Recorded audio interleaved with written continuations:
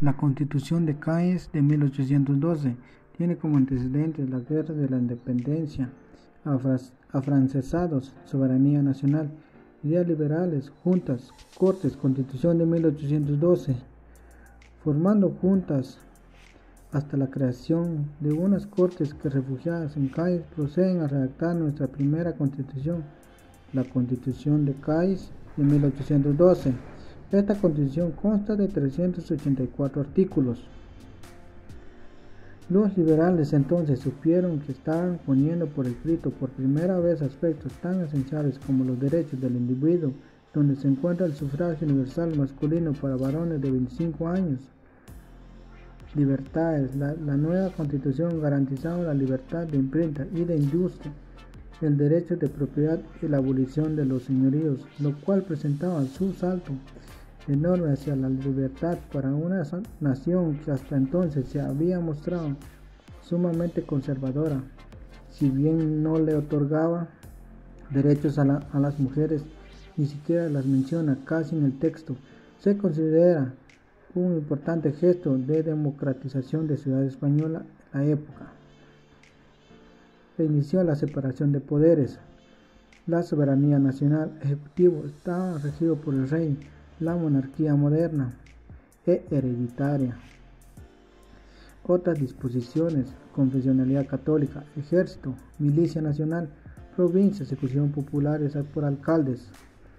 La cuestión americana. El asunto de las colonias era atajado por la Constitución de Cádiz con prontitud, ya que en su primer artículo anunciaba a la nación española como la reunión de los españoles de ambos hemisferios. Los contenidos esenciales de la Constitución de Cádiz. Las Cortes aprobaron la nueva Constitución el 19 de marzo de 1812. Esta constaba de 384 artículos organizados en 10 títulos, todo basado en el principio de que la soberanía reside en la nación compuesta por ciudadanos libres e iguales. La Constitución no contenía una declaración explícita de derechos, pero los principios de derechos y libertades figuran en varios artículos, los cuales son comunes en el siglo XXI. Eran imposibles antes de la Constitución. La libertad de la imprenta. Si bien todos los españoles tienen la libertad de escribir, imprimir y publicar sus ideas políticas, estas, sin necesidad de licencia, revisión o aprobación alguna anterior a la publicación, bajo las restricciones y responsabilidad que establezcan las leyes.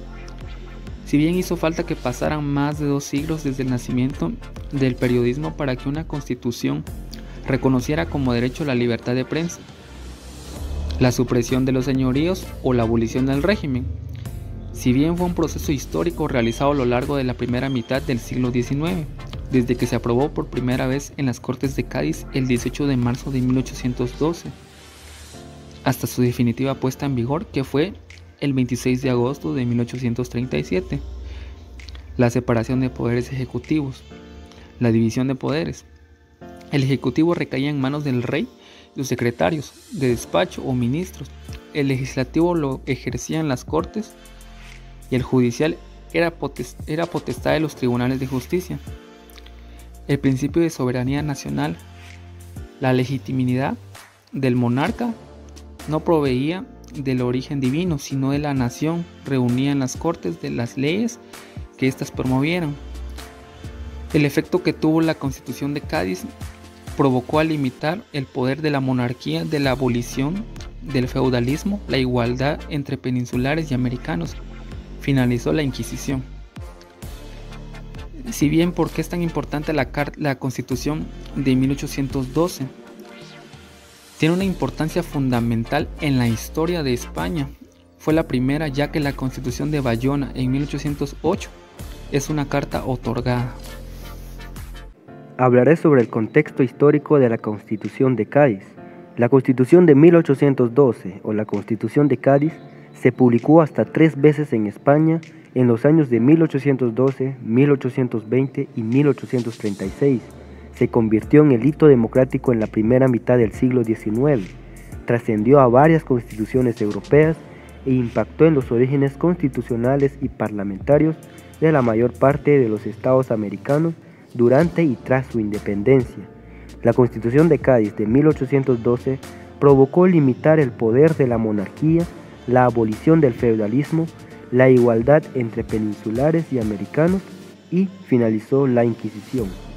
Por otra parte, la Guerra de la Independencia Española fue un conflicto bélico desarrollado entre 1808 y 1814 dentro del contexto de las guerras napoleónicas que enfrentó a las potencias aliadas de España, Reino Unido y Portugal contra el primer imperio francés, cuya pretensión era la de instalar en el trono español al hermano de Napoleón, José Bonaparte, tras las abdicaciones de Bayona. Tras la abdicación de Carlos IV y el motín de Aranjuez, el ejército francés estaba establecido en varias ciudades españolas a la espera de la invasión de Portugal. Carlos IV pidió a Napoleón que le ayudara a recuperar el trono, y este, que negó su reconocimiento al nuevo rey, sometió a fuertes presiones al mismo. El 6 de mayo, Fernando VII devolvió la corona a Carlos IV, quien se apresuró a cedérsela a Bonaparte para que restableciera el orden. Fernando VII había nombrado una junta de gobierno presidida por el infante don Antonio, recibió presiones del jefe de las fuerzas francesas en España, cedió la junta y provocó irritación popular. Los franceses eran ya vistos como ejército de ocupación contrario al rey Fernando. Hablando de religión, la Constitución de Cádiz establece para la nación española la religión católica, apostólica, romana, única, verdadera. La nación la protege por leyes sabias y justas y prohíbe el ejercicio de cualquiera otra.